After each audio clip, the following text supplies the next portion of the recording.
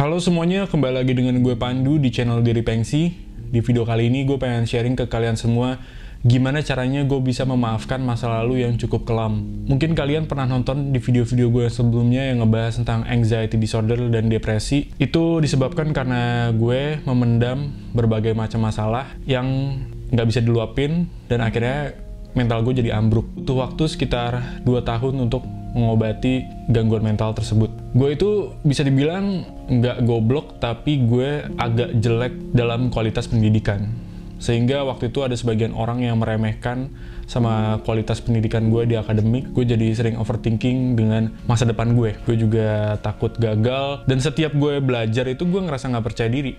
Gue jadi mikir, buat apa sih gue belajar? Ntar juga pasti orang-orang juga bakal ngeremehin gue gitu. Selama pengobatan gue ke psikiater sekitar 1,5 tahun, gue selalu cari cara nih, gimana caranya balas dendam, gimana caranya balas dendam. Gue dikasih kesempatan untuk talk show pertama kali di salah satu universitas. Gue ngebahas soal gangguan mental, dan dari situlah gue manfaatkan situasi itu untuk balas dendam ke orang-orang ini. Gue seneng banget dari sebagian orang ini muji gue. Gue kayak makan tuh omongan lo gitu kan. Itu berlangsung kayak sekitar 1 minggu sampai 2 minggu gitu. Cuman setelah 2 minggu itu kok gue ngerasa kayak masa lalu gue belum selesai sampai sini. Gue masih ngerasa sakit yang sama.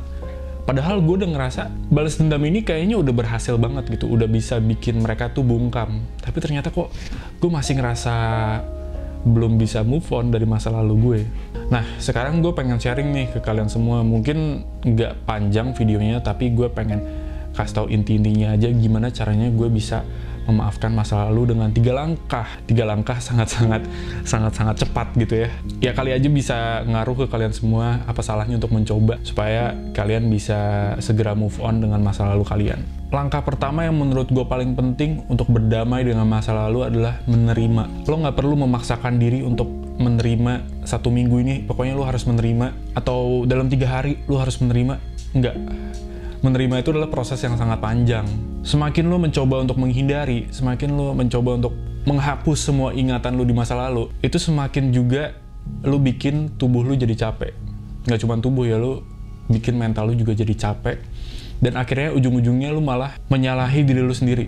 Menurut gue, cara menerima yang paling efektif adalah lo menerima rasa sakit itu. Kalau perlu, lo confess rasa sakit lo di depan cermin. Atau misalnya di depan keluarga juga boleh, atau bahkan di depan ahli profesional seperti psikiater atau psikolog.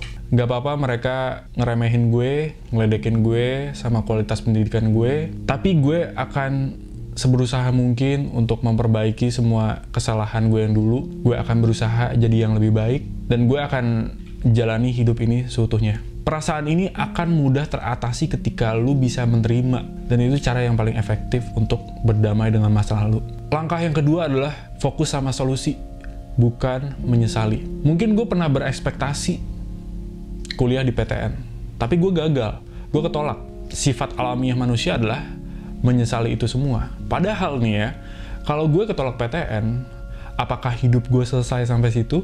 Apakah gue nggak bisa cari kelebihan atau achievement di luar kampus? Gue masih bisa. Hidup gue nggak berhenti sampai situ. Selama Tuhan masih belum cabut nyawa lu masih tetap terus bisa jalanin hidup. Lu masih bisa cari kesempatan dan kelebihan yang mungkin bukan di tempat sini, tapi di tempat gak tahu di mana gitu.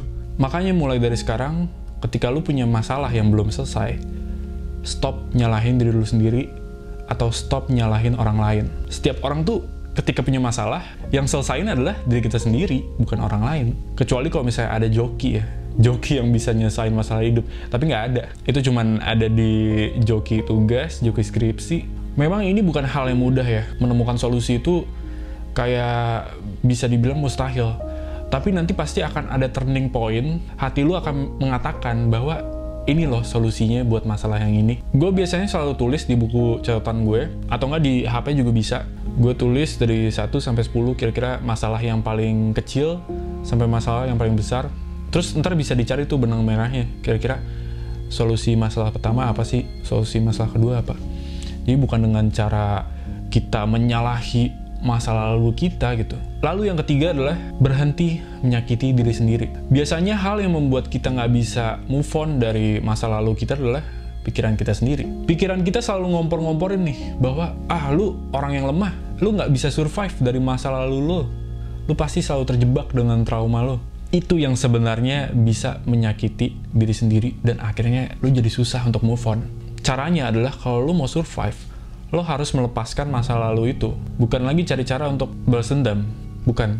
Tapi dengan cara tadi, menerima dan lo mencari solusi. Sekarang lu udah buka lembaran baru, lu udah harus ngerjain sesuatu yang baru dan sesuatu yang lebih baik daripada yang sebelumnya. Sampai sekarang gue selalu ngelakuin 3 langkah itu, walaupun masih banyak langkah-langkah yang lainnya, tapi kalau misalnya nanti gue bikin video ini makin panjang ya. Ya semoga 3 langkah itu bisa nyemangatin kalian juga, bisa ngebantu untuk move on dari masa lalu. Kalau misalnya kalian ngerasa ini nggak bisa diselesaikan sendiri, gue harap kalian bisa minta pertolongan sama psikiater atau psikolog, supaya penyembuhannya bisa jadi lebih efektif dan lebih cepat. Segitu aja video dari gue, sampai jumpa di video selanjutnya di channel Diri Pengsi.